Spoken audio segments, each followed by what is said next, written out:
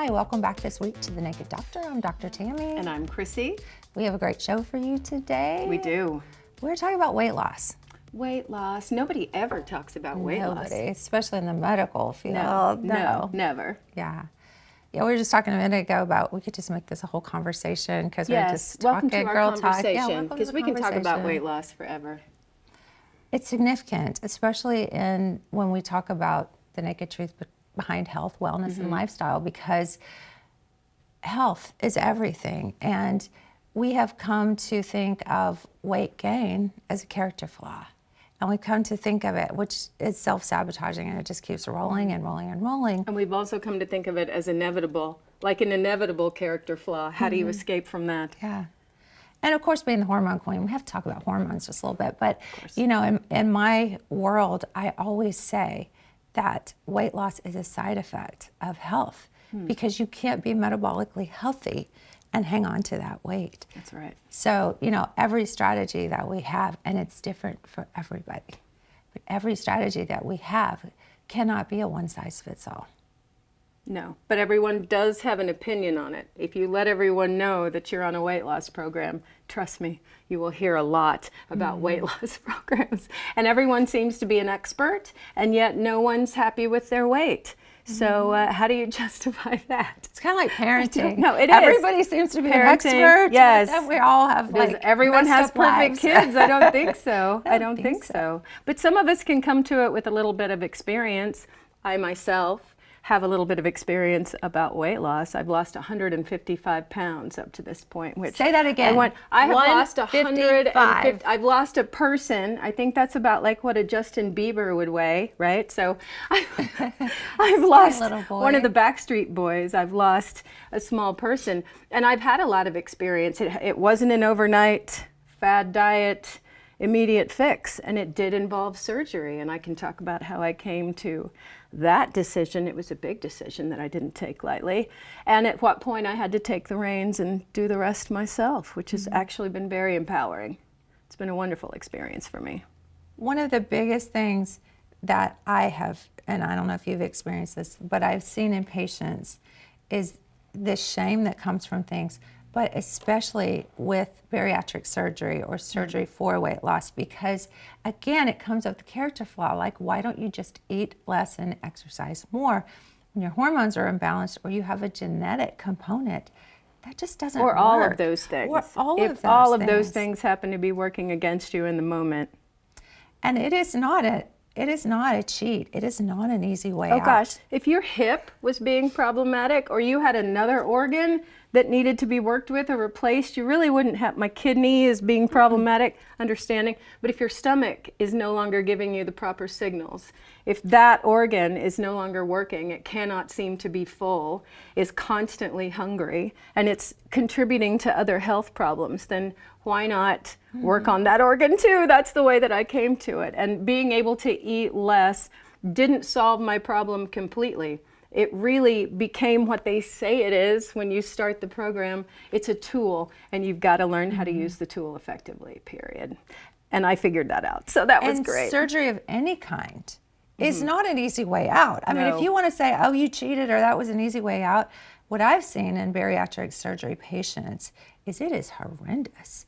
And you have to adapt to all that. And, you know, what we take for granted is, you know, you can talk about your journey, but most people have vomiting, they have nutrition or malnutrition issues that they have to overcome and be cognizant of, because when you're eating a lot or eating differently, you extract that nutrition out, and now you have to have a very focused intent. Yes. Now it's not just cutting calories. If you had any kind of food issue, if you had any kind of digestive, it's just going to make that more apparent to you.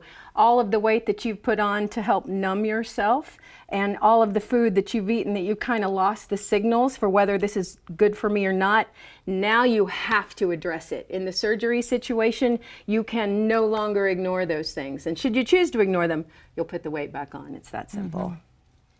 Yeah, and just the healing from surgery, I'm sure. Just that process alone yeah. was a little bit scary. Like I've had gallbladder surgery before, but I had a gastric sleeve, so I wanted to do the least amount of disruption to my digestive system, and I felt like that would be an easier heal for me. But getting used to it was also right before the holidays, guys, so I was super feeling sorry for myself because all of this food was going by, and I had to stop for a minute and say, why am I feeling sorry for myself? This is what I want to eat less. And I realized I had the feeling of that's going to be gone and I won't get any. And the feeling of that's going to be gone and I won't get any is what drove a lot of my overeating. To begin with, so yeah. the surgery puts it right in your face. Like, how are you going to deal with these feelings now? Because you put yourself right in it. When you make the choice to have surgery, yes, there's a lot of physical that goes along, but have you not addressed some psychological, it's going to be right there for you, and you have to get past that. There's not going to be enough for me. There's plenty. I had to say things like that to myself. There's going to be plenty. There'll be a Christmas next year. I can make these things at home, right? I don't even have to have a taste. I can smell everything. Just all those psychological things that I had to go, calm down. Those were just You're as gonna much be of all a right. tool as the tool Just as much of a surgery. pushback as physically getting weight off is dealing with the thought process. We're going to take a little break, and we're going to talk more about weight loss and the emotional aspects of that, genetics and all those things. We're going to break it all down for you, so stay tight and we'll be right back.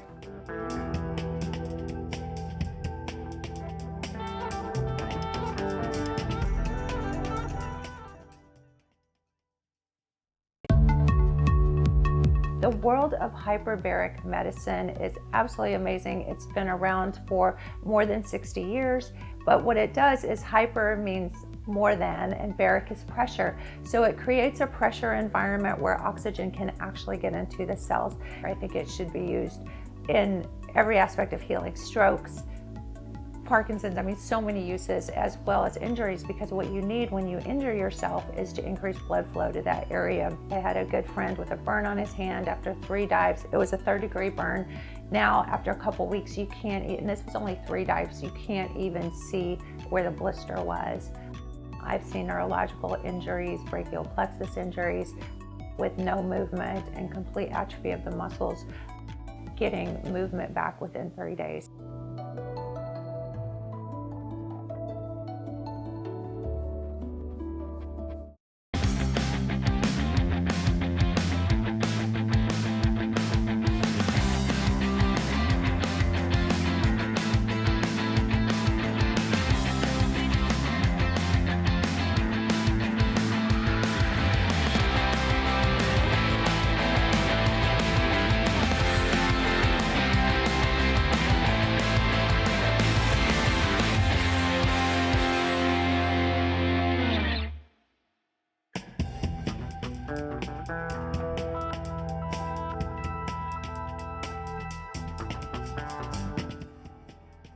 Hi, welcome back to The Naked Doctor. I'm Dr. Tammy. And I'm Chrissy. And we are talking about weight loss and the challenges with it and what can lead to it and your journey. My particular journey, Your yes, particular which everyone's journey. journey is different. Sure. So when I talk about mine, it's only to inform you, here's the path that I went down and here's why.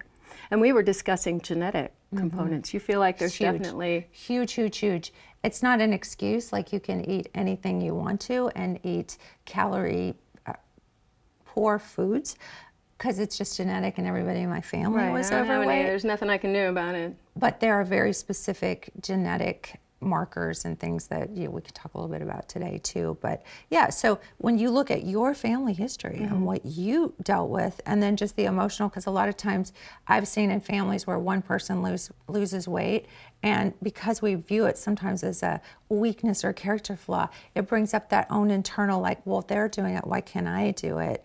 So I don't know what your experience was, but And maybe in my case, family. I may have put off using a useful tool longer than I needed to, because in my family's case, my biological father at one point in his life was extremely overweight, so much so that he had to be weighed on a feed scale because he was over 500 pounds. And I was in kindergarten at the time, so imagine my childhood image of him was so exaggerated. And I remember he was the principal of the school that I went to. And kids would come up to me on the playground and say, your dad is fat. And I would go home and cry and say, Mom, my dad, I'm getting teased at home because they're saying dad is fat. And she would say, well, honey, your dad is overweight. That's okay. Just accept that. Don't let it hurt you, right? So I had this view of him already, is that it's, you know, that's kind of a normal way to be. Now, this was in the late 70s, so at the time this was very different for someone to be that large. And we didn't have all the chemicals and Right. the obesogens in the food and the products that we Right, consumed. and he chose to have a surgery where they removed a large part of his intestine to help him lose weight. And that's not a surgery that they will even perform anymore. He had an intestinal bypass.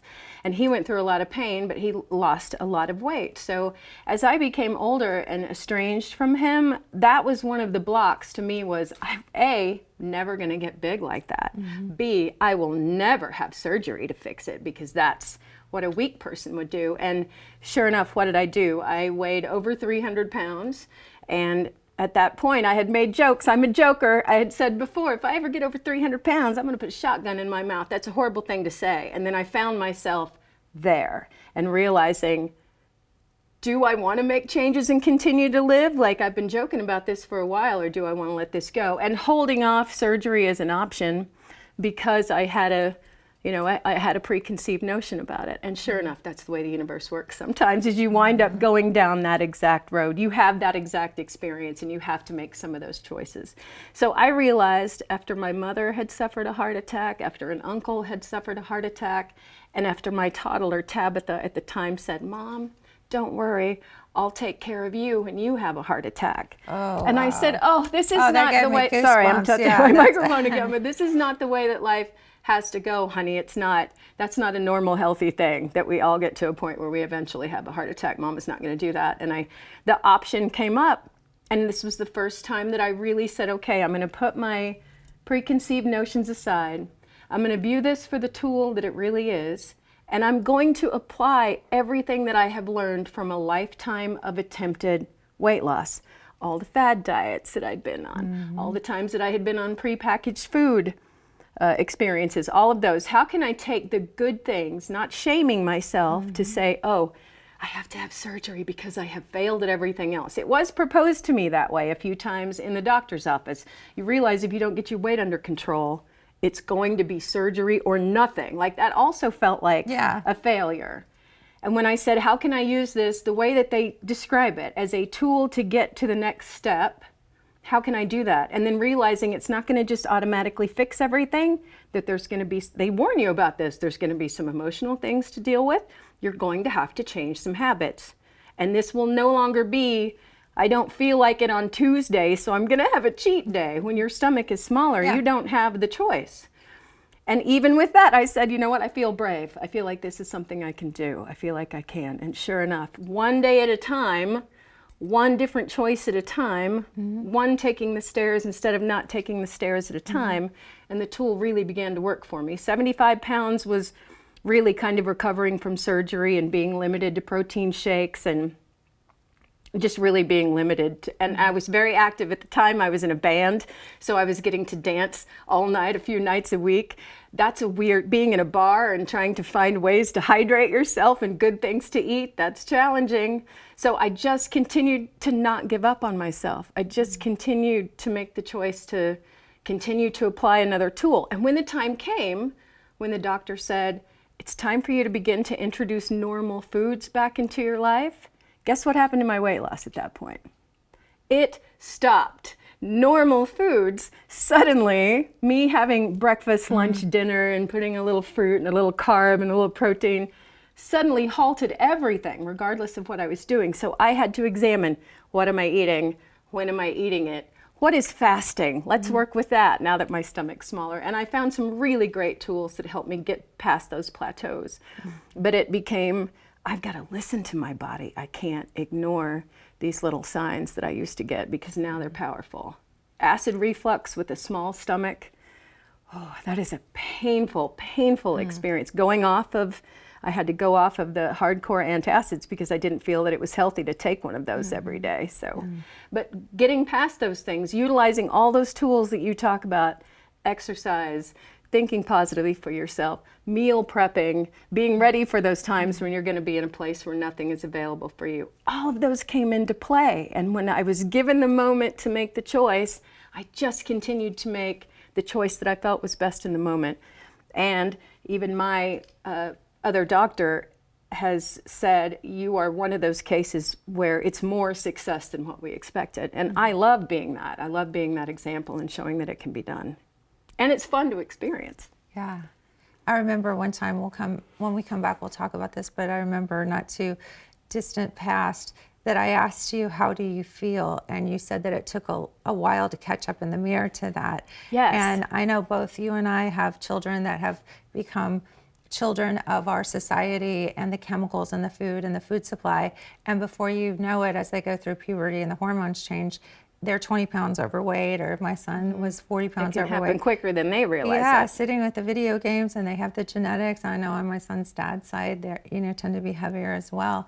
And then you look up and you have those changes you have to make. So, I was just talking not too long ago to you about when did the mirror catch up? Right. So how long did it take for you to re-render yourself? It takes a while. So it's a very interesting psychological thing. So we'll talk about that right when we come back from break.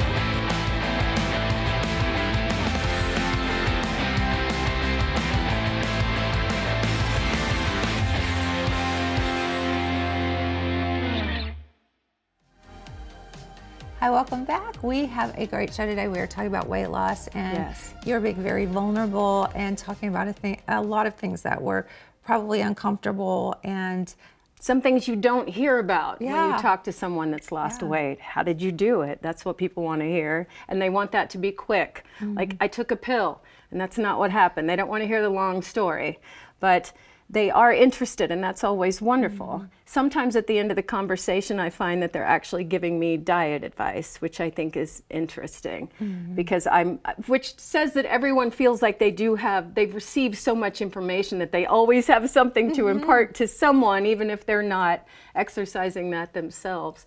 But Tammy, I had a question for you, and this is kind of regarding hormones.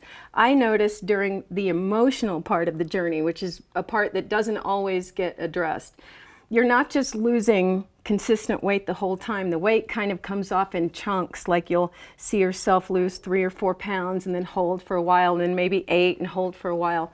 And I would find that when I was in a new set of numbers, or I found myself in a weight that I hadn't been at a while, I don't know if that's a correct sentence, but I would start to have feelings and memories come up that I noticed corresponded with things that happened to me the last time that I had weighed that.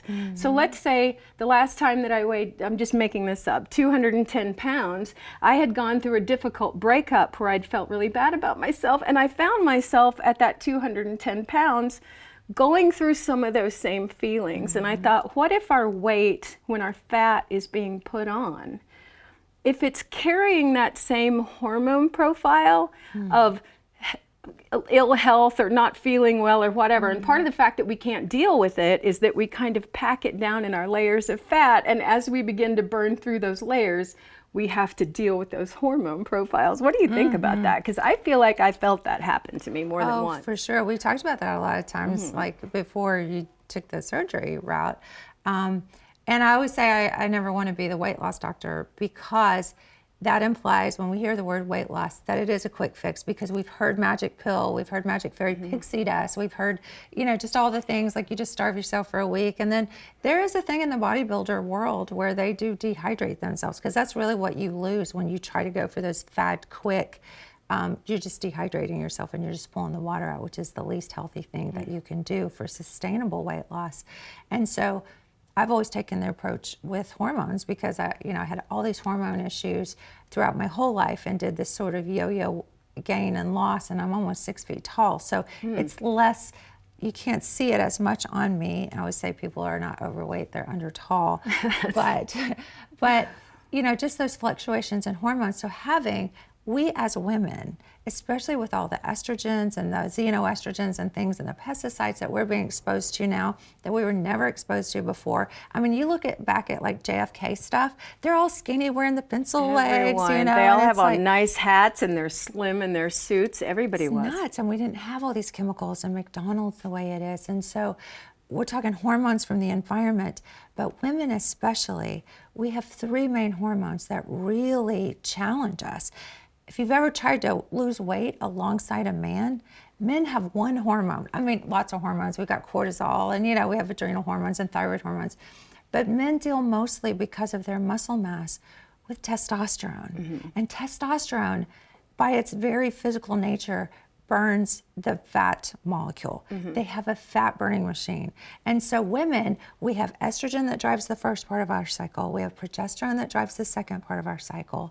And then we have all the other sex steroid hormones and our adrenal hormones that are coming up against us.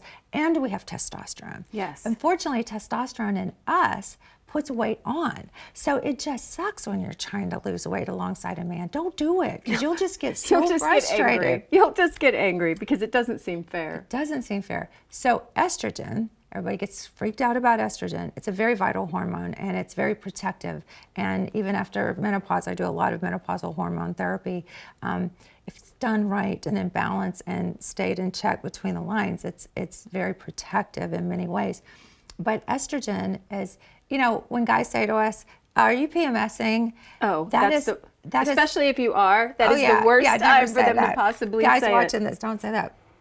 But what estrogen does is it increases our emotional sensitivity, which is why young girls have such a volatile time in accepting body image and all that kind of thing, because their sensitivity is heightened, because they are becoming more fertile, and because we are dependent on offspring and pregnancies, and it's just the way it is. I mean, you can argue, like whatever, but that's just the way it is. And because we are more inclined, we are programmed to identify threats as well. And so we talk about hormones, and we'll wrap this up in just a second. They're saying it's time to go to break. But when we talk about hormones and the genetics of the way the DNA forms things, when you tell me about your experiences with genetics, they used to call them rare genetic disorders. They are not rare, and we have very specific medications that are called peptides, and they are geared, we can do a whole show about peptides, but they are geared towards the DNA. And so there's a lot of buzz right now. Social media is talking about these weight loss medications, and there is no quick fix. Just like surgery, we're not saying surgery, and I do prescribe the weight loss peptides for people. They're just tools though. But just like if you have a genetic issue, just like if you had a genetic blood pressure issue or a genetic heart disease issue, and we put you on medication for that, we would not call that a character flaw, nor would we expect you to manage it in any other way other than a multi-pronged approach. Right. And so I think that's where we fall short a lot. They are just tools. And so if I prescribe a weight loss medication, or you decide to do surgery, or anyone decides to do surgery, those are all individual choices.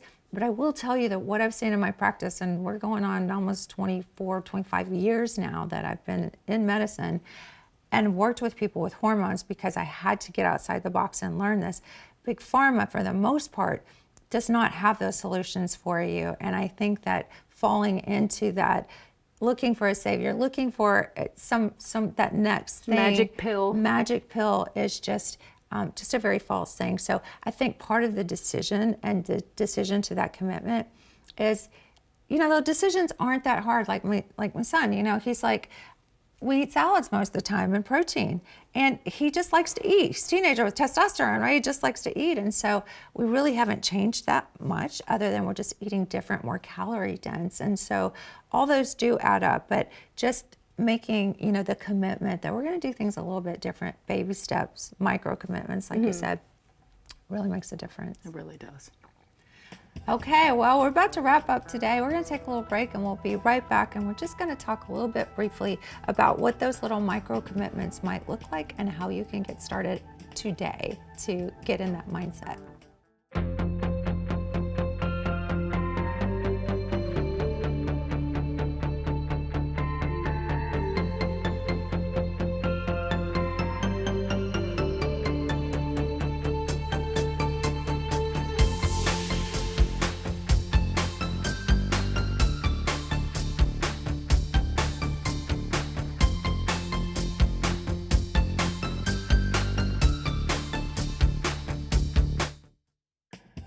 Welcome back. We were talking about all the aspects and the multifaceted decision making and the chemistry and the hormones and the process genetics of weight loss. It is, but don't let that be daunting because you can start those little micro commitments today. So we'll wrap it up pretty quick, but we were talking about little things. Taking the stairs. Small things, taking the stairs instead of the elevator. If you're going to go through a drive-through because you're short on time, maybe order the grilled chicken. Throw away the bun. You don't need all that bread. Yeah, you don't Nobody need needs all all that bread. Maybe exchange it out Park for a little salad. farther away. Park a little when you go farther shopping. away. Get those steps in. Pay attention to your steps. Oh, what is that first thing that we do every morning before we get out of bed? Think about your thought process. Yes. Go ahead and pre-pave a little in the morning to say it's going to be easier to make those decisions today. One decision at a time. One at a time. That's all it takes. We are all over the place. We're at thenakeddoctorshow.com and we have Facebook and all the social media presence. So check us out there. And if you have ideas, show ideas, anything you'd like to hear, concepts, because we'll just do whatever, because we could just talk We like answering forever. questions, and we're good at talking. And we're good Turns at out. talking. Turns out. Turns out. Who'd have thunk it? So yes, please check us out. And all of this is just an intent to really have a mindset change. And today might not be the day. It might just be planting a seed that, oh yeah, she talked about that. And as soon as you call it hard, it's hard. Right. But if you say someone else has done it, that means I can too. Gets a little easier. And again, we're not your doctor. We're not telling you to stop any medications or make any changes. Always check with your doctor first. But we are just opening a conversation that it is not a weakness. If you need to get help, if you need to get help with your hormones, if you need to address genetics, there are actually genetic tests that you can do. And for conditions that when you say, is that normal that I had a family member who just couldn't get full? Is that normal? That's the time then you really need to be looking a little more medically outside the box, and you'll probably have to be your own advocate for that, because in this world and all the things and challenges that we have, it is not one size fits all. It is not one size fits all. All right, I hope you've enjoyed this show this week, and thank you for being so vulnerable today. You. I know that Appreciate wasn't getting easy. the chance to tell a story. I love it. We'll be back here, and please, again, reach out, find us. We love you very much. Have a blessed week.